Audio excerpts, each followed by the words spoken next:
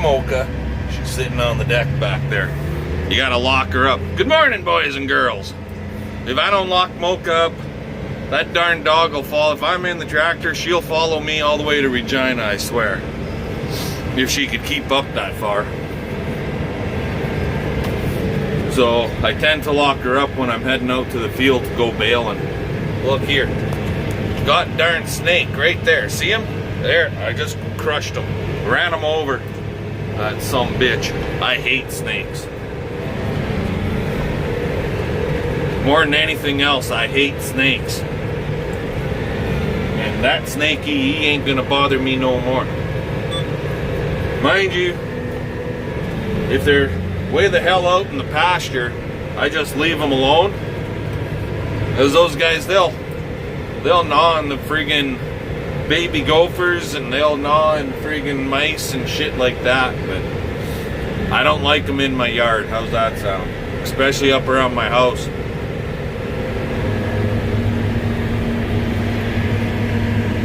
Jesus, somebody made a pile of bales out here over the past little while. There's just a bunch of them out there. Ha ha. Funny games, funny games. Anyway, I went out and I checked those 3 sloughs that I cut Friday afternoon, Friday evening, and lo and behold, outside of the little bit of weed that is mixed in that stuff, all the grass is dry and ready for baling. So I'm just gonna say to heck with it, and I'm gonna go bale it. The wind this morning is sitting right around 35 to 40, 45, gusting to 45. So before it gets worse, I'm gonna bale that stuff up and be done with her. On an upper note, KF Farms, after we had our conversation yesterday, KF Farms got back to me last night about 9:30, and they said, yep, any kind of cutting and baling that I feel like doing out on their property in the sloughs, I'm more than welcome to. So I went for a quick little drive also this morning and checked out some of their sloughs. Well, unfortunately, lots of their sloughs, they went through them with a sprayer and it looked like they killed the grass off. And those sloughs are now full of pigweed, so I ain't cutting and baling pigweed. But there is a few out there that are decent yet, that are still slough grass, and I'll try getting into those and doing as much as I can with them. So yeah, that's what's going on. So we got some good news, and here's another one. So everybody likes PV Mart and Princess Auto. You guys have seen me going to both stores a lot, I'm sure. I talk about it all the time anyway. But I just happened to phone PV Mart this morning and I asked them if they had any pickup teeth in stock for my baler. So they don't, and I asked them what the price tag was, if they did have any. $5.69 for a pickup tooth for my baler. So then I phoned Mazer Group New Holland.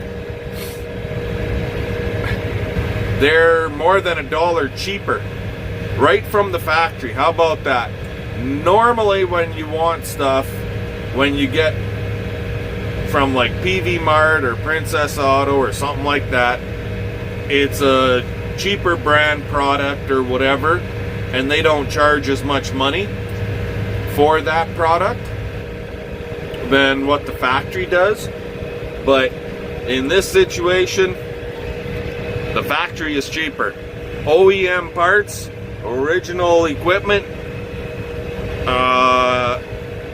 at Mazer Group, pickup teeth for my baler is $4.49. So that's like $1.10 cheaper than PV Mart. And if you're only buying 20, then yeah, fine. So you save 20 bucks, right? But hey, 20 bucks is 20 bucks, god dang it. If I can save 20 bucks on everything I purchase, Well, I'm saving myself quite a bit of friggin' money throughout the whole year. So I'm gonna be shopping around here shortly for belts. I know belts at PV Mart for my baler used to be around 320 bucks, 330 bucks. I have no idea what they're worth right now. I didn't bother asking today. I'm not buying them today anyway, so it doesn't matter. But I will be phoning around. So there's Egg Belt or something like that they're called in Regina. I'll be talking to them guys. And Fife parts. I've never had any good luck with Fife about getting parts from them, but I'll talk to them and see what the hell they have to say. Oh, looks like a big yellow combine coming this way. Can you guys see that?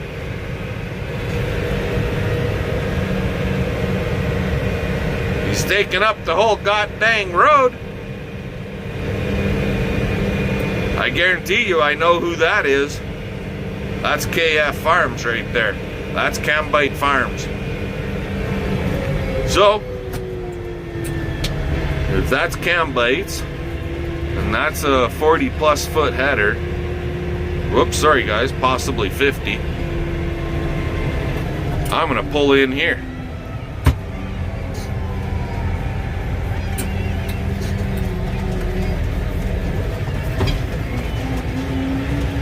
Yep. It looks like a four-wheel drive tractor behind him with a grain cart.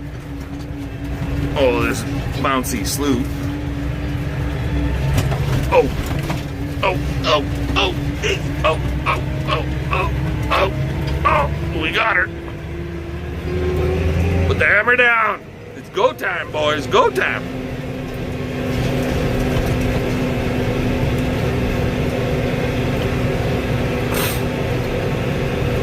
And to some of my American friends, yeah, there's lots of New Holland equipment out here. But there's still a few die-hard green guys too. And you know what I say about the green machine. You know why they paint her green? So you can park her in the bushes when the son of a bitch breaks down. That way your neighbors don't know that it's broken. And there's a cart and a four-wheel drive. And I imagine if I kept going this way on the road, I'd probably, with my luck, I'd probably stumble across a couple more units coming down the road. That's a big old cart, that one. Sorry, I'm going the other direction, guys. We'll take a shortcut out to them sloughs. Anyway, let's get out to them sloughs and get them baled, and I'll bring you guys back later. Alrighty, guys. Well, we got 3.5 more bales. Where the heck? Hard to make them out, but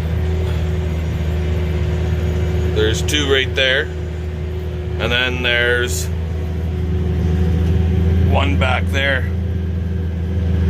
and that slough, back up a bit, this slough right here, we got half a bale out of it. So I'll just take that one home and kick it out at home. At least everything that I have cut is all baled off now. And that part of it's all done. I don't have to worry about it if I'm gone on the road for a couple of days or anything like that. So when we get home, I'm not 100% sure what we're gonna do, but I'm either gonna rip this pickup apart like I mentioned yesterday and get some new pickup teeth in it, or I am going to maybe start picking bales. We got all them straw bales to pick, and I got these slough hay bales to get picked, so we can pick everything off and get the fields cleaned up out here of these slough hay bales, or we can pick straw, or I can put my hydraulic cylinder together for the pressure cylinder for the square baler and give it a testing and see if it's gonna work. We've got the seal kit for it. We can do that too. I'll find out when I get home. Who knows? We might be going to the city because I did order 20 new pickup teeth. So if the wife says, let's go to the city, and I saw she had a bit of a list of stuff. So we might go to the city, get her list of stuff, and stop at Mazer Group, get my pickup teeth, and who knows? I'll let you guys know when I find out, figure out what the heck we're gonna do. Talk to you then. So, we ended up coming to the city to pick up some parts and get some grocery items. And the wife is shopping for stuff. And we have to wear these darn face masks. But I figured I'd take a minute and just, since I'm waiting for the wife, I'll read a book.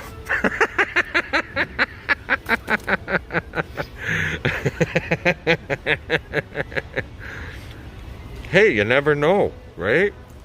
Like, really? Right? It's Star Wars, what can I say? Later. Well, good morning, boys and girls. There we go. Leaving the yard. And we've got the hay bine on. Heading on down the road here today. We're gonna go cut some sloughs. After that wind we had yesterday, I got everything baled up. So here we are, we're heading out. We're gonna cut some more sloughs, and in 2 or 3 days, it'll be ready to friggin' bale. A little cooler here this morning, like for all you guys, it's like +5 when I first woke up. It's +7 right now. She was cooler, that's for darn sure. +7 right now. That's only like 42 or 43 degrees Fahrenheit, something like that, for all our American friends on the Fahrenheit side. So, and after I get done cutting a few sloughs on the one neighbor's place, I don't know if I'm going to attack Cambite's land right now or not. But maybe we'll get to picking some of these straw bales off. But anyway, that's what's going on. It is Labor Day, Monday, September 7th. Happy anniversary. Happy first wedding anniversary to Sabrina and Dustin. That would be our daughter and her husband, Dustin. You guys have seen her in some of my vids.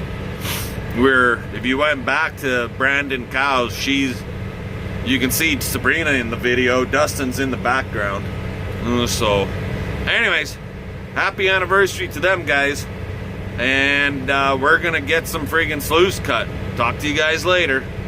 Alrighty guys, well, I got all the sloughs cut on the one neighbor's land that I've been doing for a while, and I'm just in one of these sloughs here on KF Farms, Cambite Farms.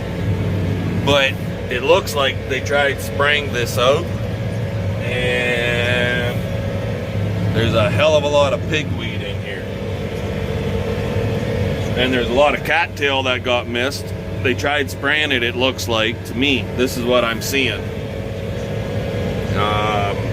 They might see this video and say, nope, that's just the way it is. But I know from 2 years ago, there is a lot more grass in this slough, because I cut all these sloughs the year before they took over the land. So, I have a question to ask everybody out there, and that is, in the wet years, all this land floods out and you'd never get in here to seed it. So are they better off, now that it's dry, to try and work some of this stuff up, seed a reed canary type grass in here that is useful and will keep coming back year after year, or try to reclaim it for a couple years through the dry years, and then in the wet years lose it? Because there's guys out there like myself and so on and so forth that if we can get in here even in the wet years when it dries off in fall, if we can get in here to cut and bale this stuff, like I'm already paying the one neighbor for seeded down sloughs that have good grass in them. I'd be willing to come in here and pay for good grass in these other sloughs, but when they're full of pigweed and cattail and thistle and a little bit of grass, yeah, not so much. Anyway, just my 2 cents, right? And I'm not a big grain farmer by any means. I'm not a grain farmer, I'll admit to that. But to me, it looks like a waste of land when you got this stuff here. Like, it's just friggin' weeds. You get a little bit of grass over there, and a little bit of grass over here, but I'm just making the loop anyway. And yeah. Oh, there's probably a friggin' rock that I missed while I'm videoing here. But anyways, just my 2 cents. I think it'd be better off to, you know, if I came in here and I made 2 round bales on this little piece and I gave them 20 bucks or 25 bucks for each of the bales that I made, well, all of a sudden they're getting 50 bucks for this acre and a half. In my estimation, that's better than nothing, right?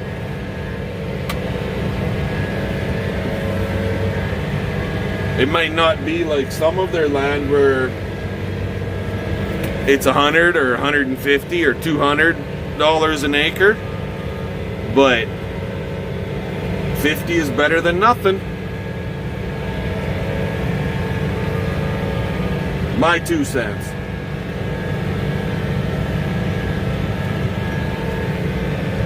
Anyway, guys, I'll let you go and I'll bring you back later.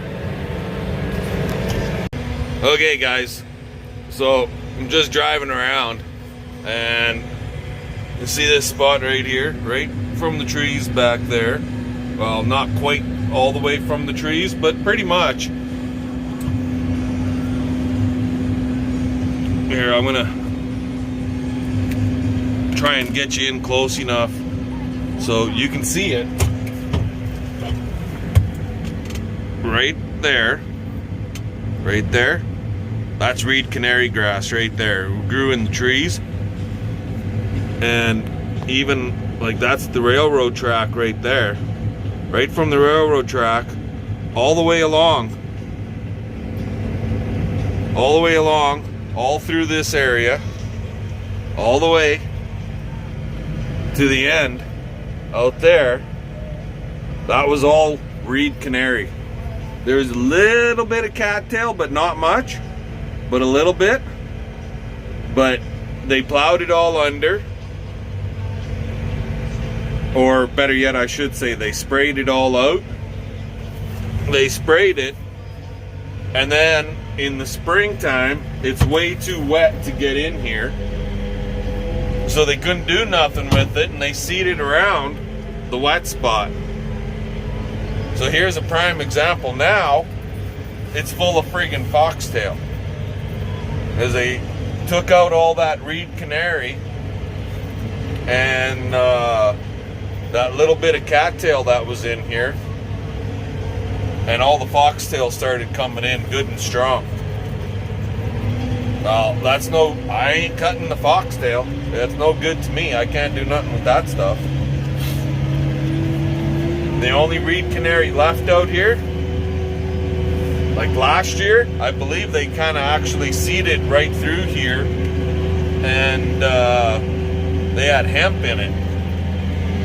But last spring was a little bit drier than this spring.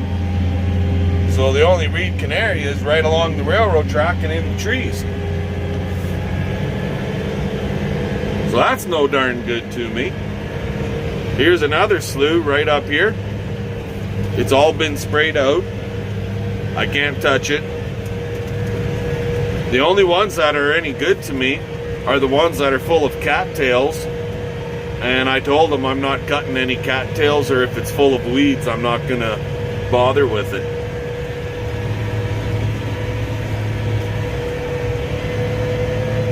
I see some reed canary there. We'll get in closer and we'll find out what kind of what else is in there for grasses.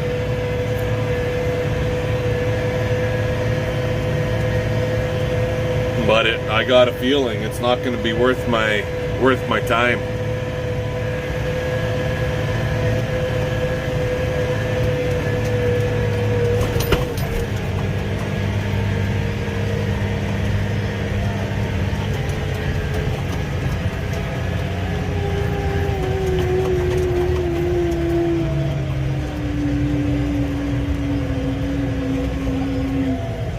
There was a bunch of trees around this one a few years back, like all around that side there and that side, and coming through here, and they came in and with a cat and they pushed them all up. So that opened her up, but I won't be able to go where they pushed them trees. It's going to be full of friggin' stumps and all kinds of garbage, right?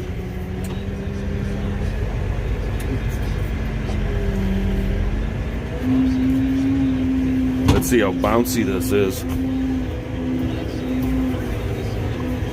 Oh yeah, there's stumps in here right where I'm at right now.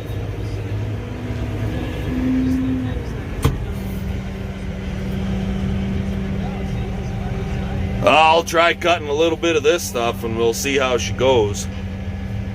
Might be worth it. I'll bring you back in a few minutes. Well guys, we cut as many sloughs as we're gonna cut. Got the garden all covered up because it's supposed to freeze tonight. Like they're talking -3 Celsius, so that's about what, 28, 29 Fahrenheit. Puppies are on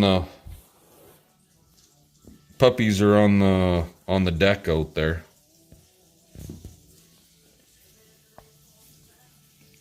They can stay out there for a while, little suckers. Anyway, talked to the one neighbor, and he was harvesting last night about 9 o'clock, and his wife was driving the grain truck, and she came in to pick a jag of grain up, and lo and behold, she slipped and fell out of the truck and broke her friggin' ankle. Son of a gun, eh? Too tough to combine today, so he's baling straw. And what he doesn't want for himself, he told me to come and bale it up. So we'll just let him bale, and we'll bale up what he don't bale. How's that sound? So that's a son of a gun. Probably end up giving him a hand at one point or another here throughout the rest of the harvest season.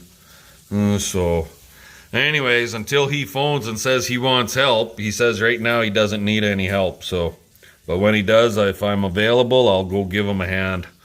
So with that, I'm going to let you guys go, and we'll see what happens tomorrow. Let's get her done.